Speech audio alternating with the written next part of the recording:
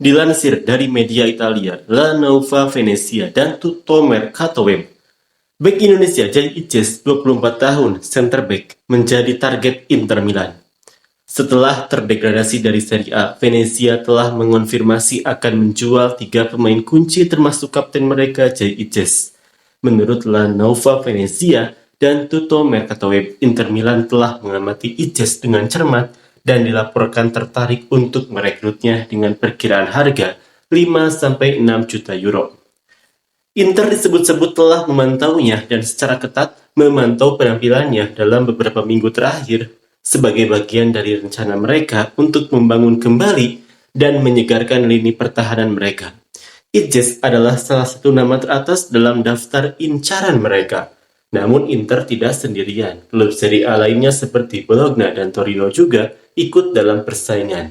Di mana Jay Ijes akan berlabuh musim depan? Akankah Inter menjadi langkah besar berikutnya baginya? Seperti inilah komentar fans Malaysia dan Vietnam.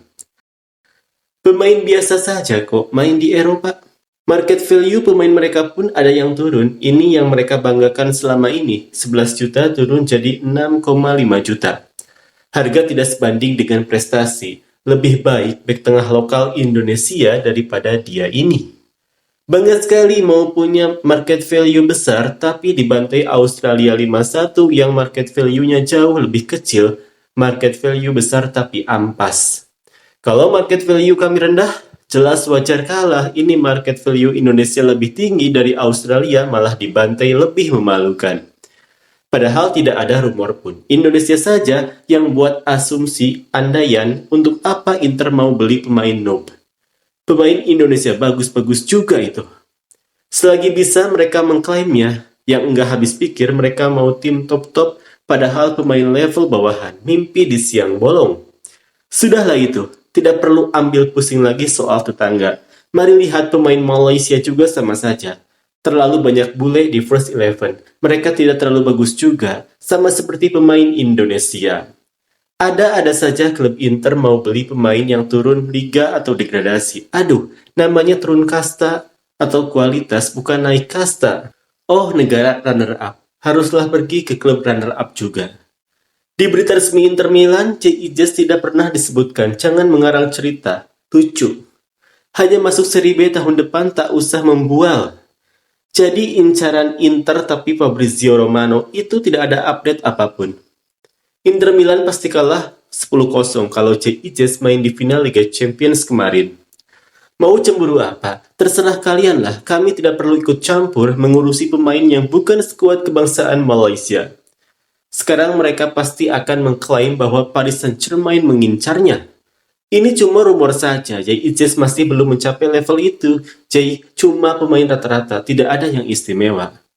Berita yang sangat bagus untuk Indonesia, jelas mereka memiliki terlalu banyak pemain berkualitas berdarah campuran. Itu adalah keuntungan mereka. Vietnam juga mencari pemain berkualitas berdarah campuran untuk meningkatkan kekuatan mereka secepat mungkin. Saya adalah salah satu dari mereka yang tidak menentang atau mengejek Indonesia mengenai isu penggunaan pemain berdarah campuran.